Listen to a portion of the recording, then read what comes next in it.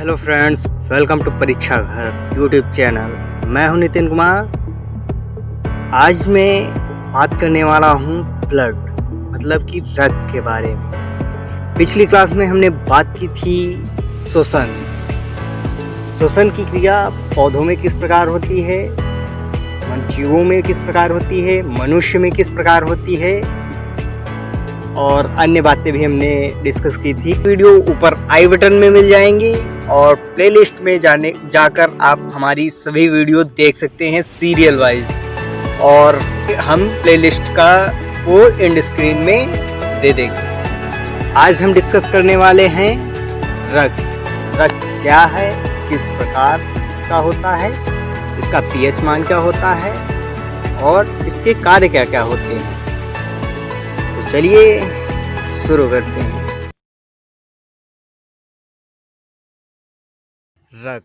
रक्त इसे इंग्लिश में ब्लड भी कहते हैं और हिंदी का इसका एक सिनोनिम्स है या पर्यायवाची है रुधिर। तो चलिए देखते हैं। यह एक तरल संयोजी ऊतक है। तरल संयोजी ऊतक इस प्रकार है कि पूरे भागों में यह संचरण करता है और बहुत से ऐसे पदार्थ हैं जिनका आवाहन करता है, पहुंचाता है और ट्रांसपोर्ट का भी कार्य करता है। रक्त में हीमोग्लोबिन नाम का एक वर्णक पाया जाता है जो कि लाल रंग का होता है। इसी कारण रक्त लाल दिखता है, जो कि जीवों में खाद्य पदार्थ का विसरण तथा उत्सर्जी अपशिष्ट को उत्सर्जन के प्रयुक्त होने वाला तरल संयोजी ऊतक है। किसी भी पदार्थ का, खाद्य पदार्थ हो या अन्य भी मिनरल्स हैं जिनका विसरण हो, वो हमारे पूरे शरीर में रक्त के द्वारा होता है। तरल संयोजी ऊतक है, कई चीज़ों का संयोग भी है इसमें, इसलिए तरल संयोजी ऊतक कहा गया है। आगे देखते हैं। यह अत्यधिक उच्च श्रेणी के जीवों में पाया जाता है। ये बात इसलिए है कि निम्न श्रेणी के जीवों में हीमोग्लोबिन की उपस्थिति नहीं होती है, या कुछ जीवों में रक्त सफ़ेद या हल्के पीले या अन्य रंग का भी पाया जाता है। इसलिए कहा गया है कि यह अत्यधिक उच्च श्रेणी के जीवों में पाया जाता है। निम्न श्रेणी के कुछ जीवों में अन्य वर्णक पाए जाते हैं। कुछ जीव ऐसे हैं जिनमें वर्णक नहीं होता है, कुछ जीव होते हैं जिनमें दूसरा वर्णक होता है जो किसी अन्य रंग को प्रदर्शित करता है। कुछ जीवों में नहीं पाया जाता है, कुछ जीवों में हमने अभी बताया कि वर्णक नहीं पाया जाता है। ठीक है, आगे देखते हैं। रुधिर मतलब ब्लड, पीएच और अन्य चीज़ें देखते हैं।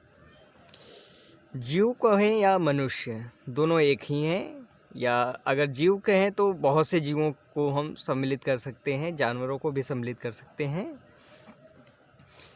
जीव के शरीर में बहने वाला तरल संयोजी ऊतक है।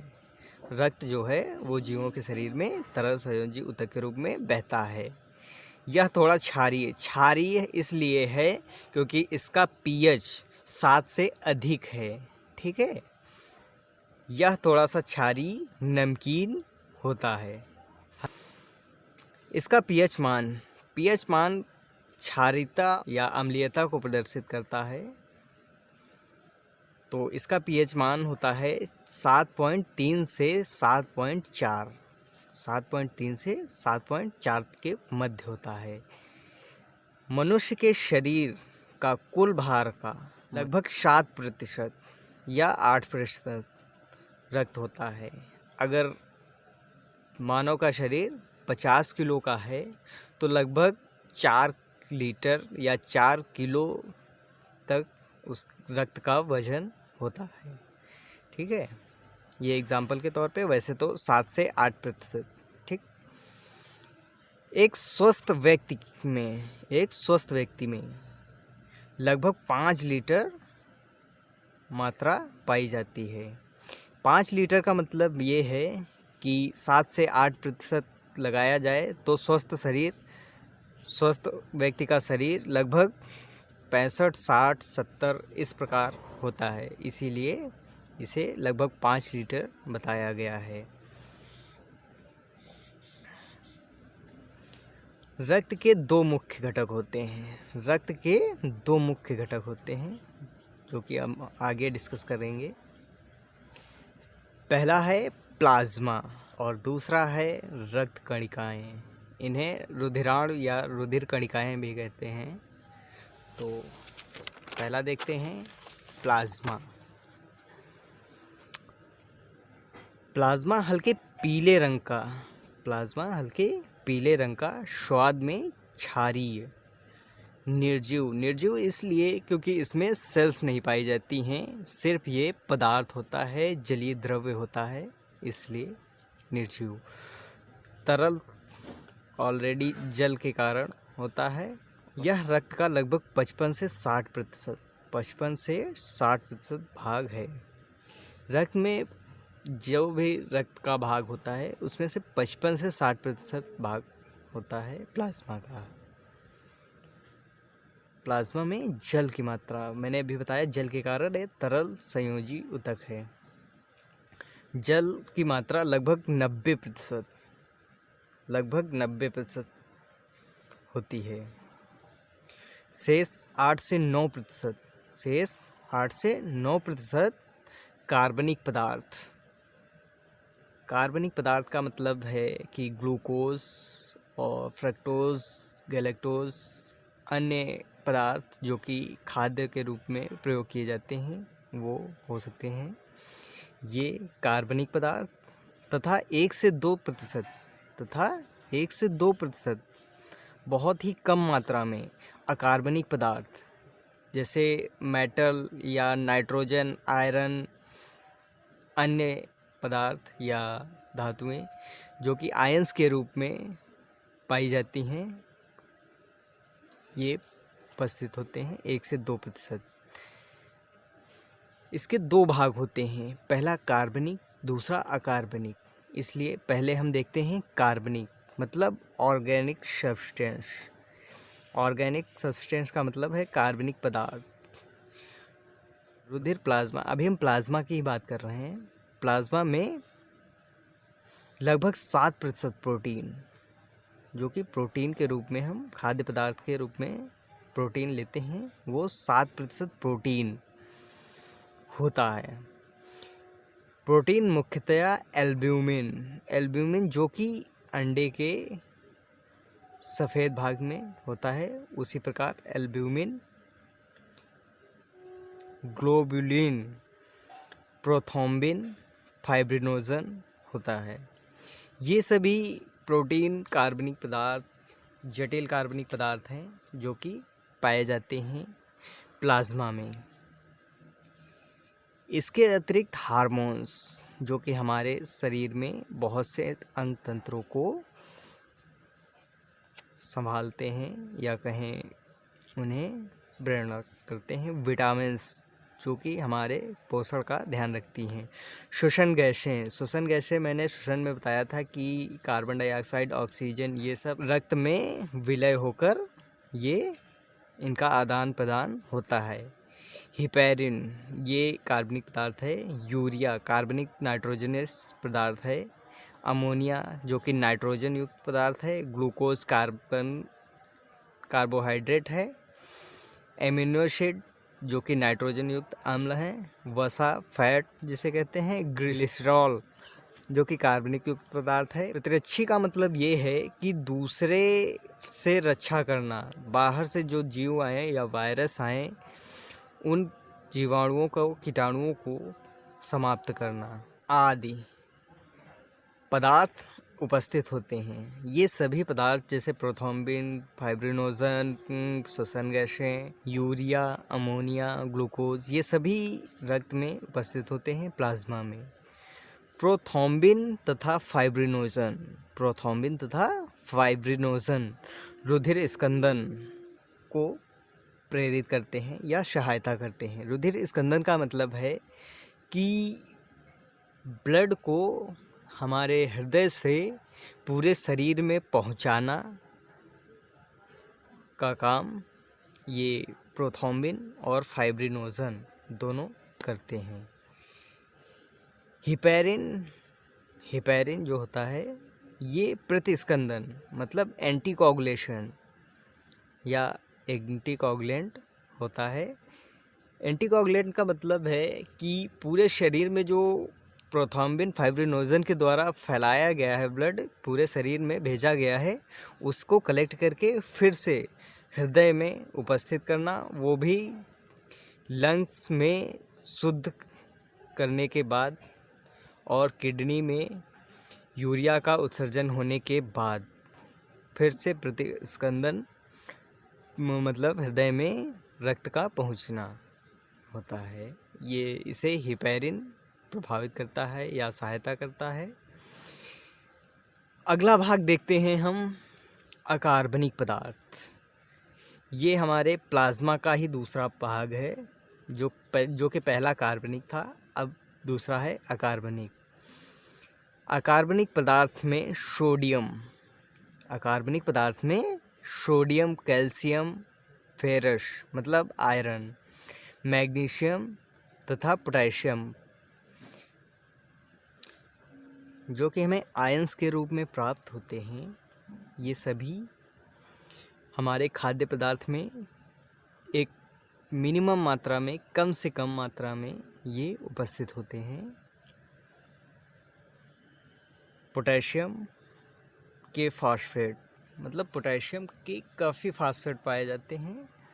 और बाइकार्बोनेट, ये कार्बन युक्त पदार्थ है।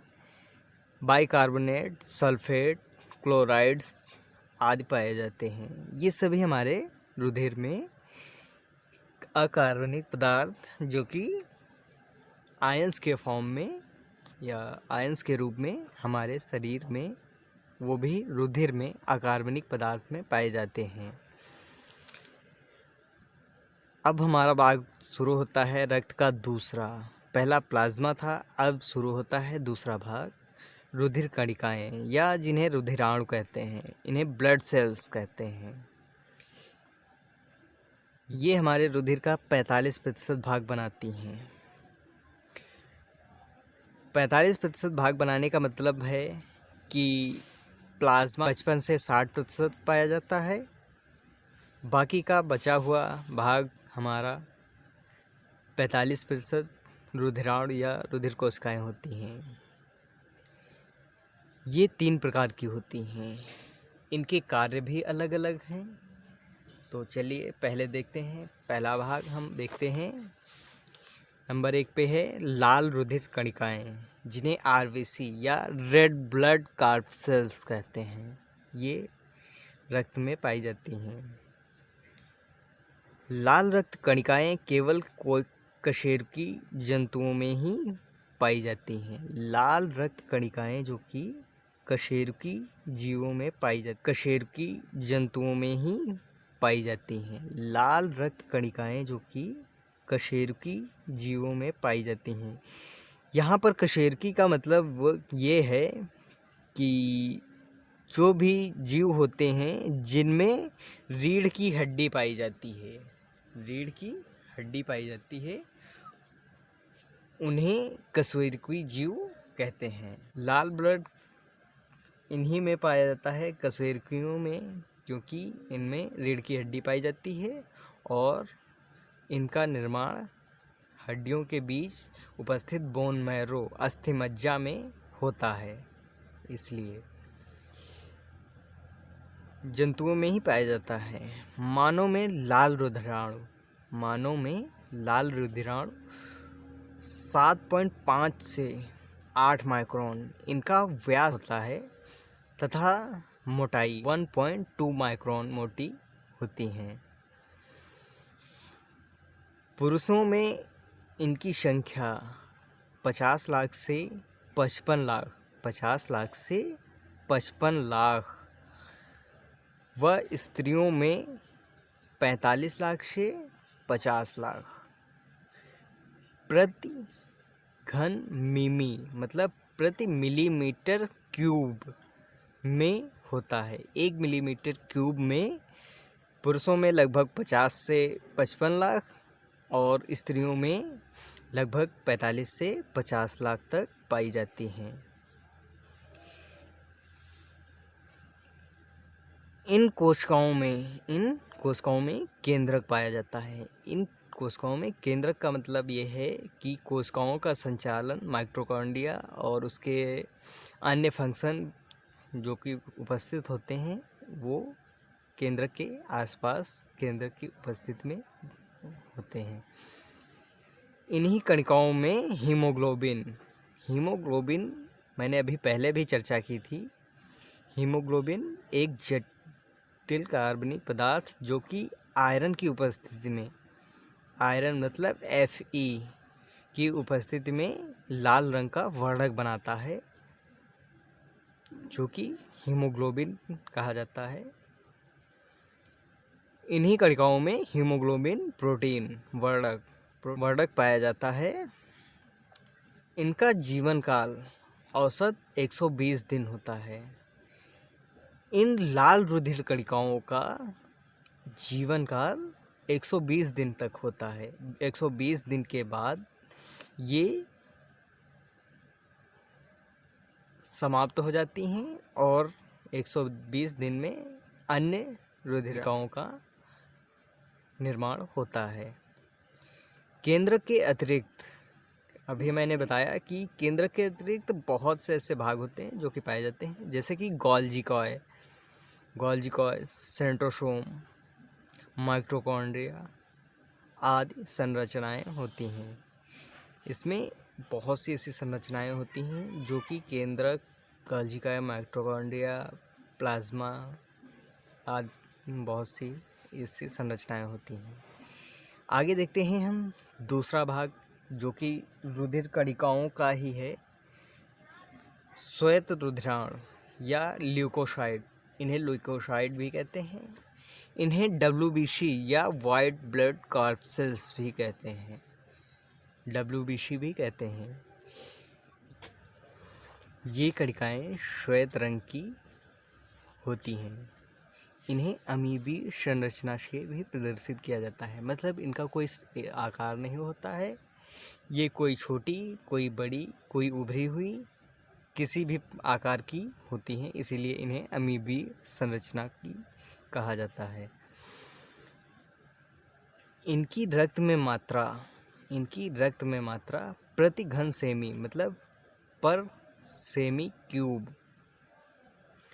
6000 से 8000 होती है। 6000 से 8000 होती है। इन्हें सैनिक कणिकाएं भी कहा जाता है।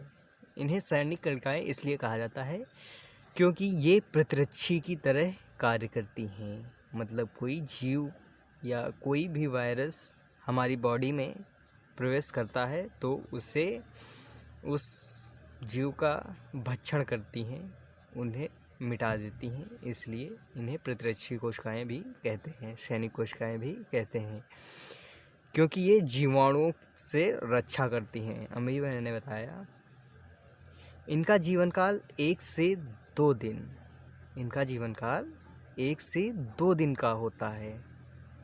ये 2 प्रकार की होती हैं। ये भी 2 प्रकार की होती है, मतलब हमारे ब्लड 2 प्रकार का होता है, जिसमें से ये हमारा दूसरा टाइप चल रहा था श्वेत रुधिराणु। इसमें भी 2 प्रकार हैं। एक है कणिकामय पहला पार्ट है श्वेत रक्त कणिकाओं का। तो इसमें बेसोफिल्स, ओएनोफिल्स, न्यूट्रोफिल्स आदि कोशिकाएं पाई जाती हैं। नेक्स्ट पार्ट हम देखते हैं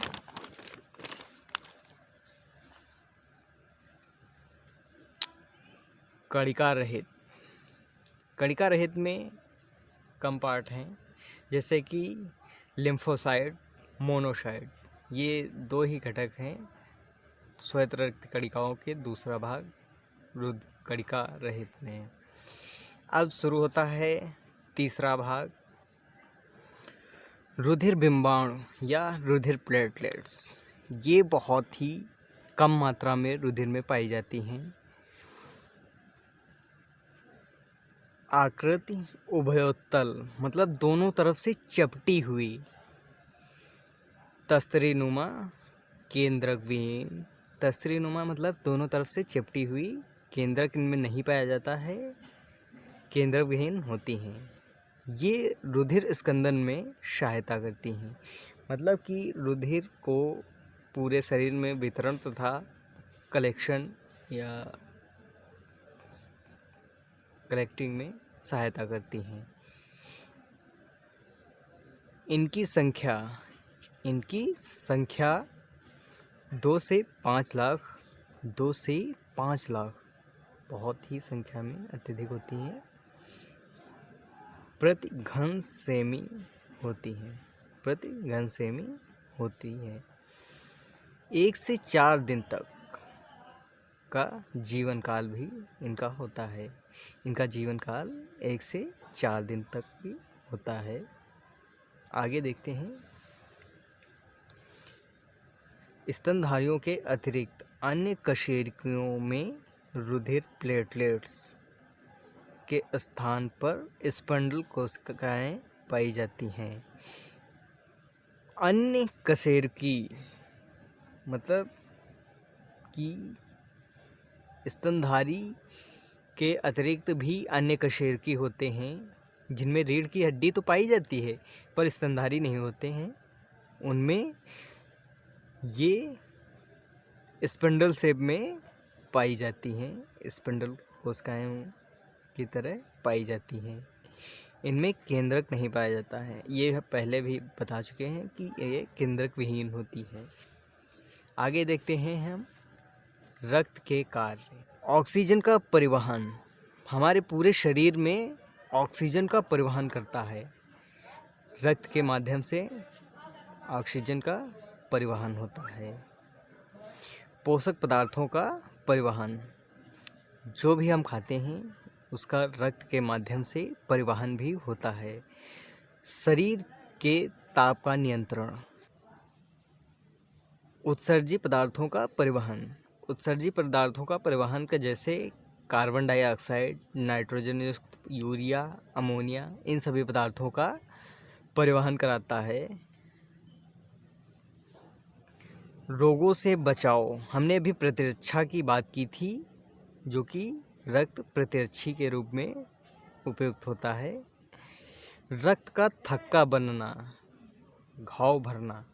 रक्त का थक्का बनना, ये अगर जो कोई हमारे ऊतक क्षतिग्रस्त हो जाता है उसमें रक्त का थक्का बन जाता है या रक्त जम जाता है, जिससे रक्त का क्षरण नहीं होता है और घाव भर जाता है बहुत ही जल्दी रक्त की प्रतिरक्षा करने की शक्ति के साथ।